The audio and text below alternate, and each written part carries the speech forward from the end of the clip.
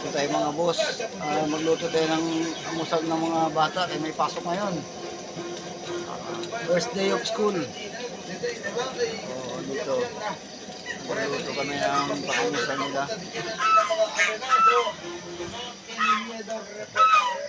Lahat yan mga bro. Lumilihab yung mga lutuan ko.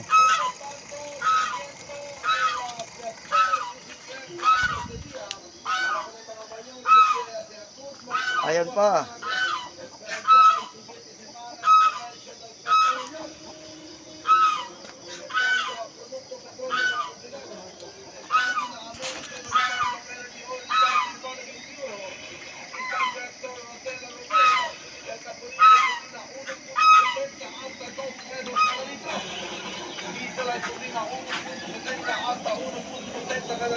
Ayan, lalapit yan. Tulog pa yung mga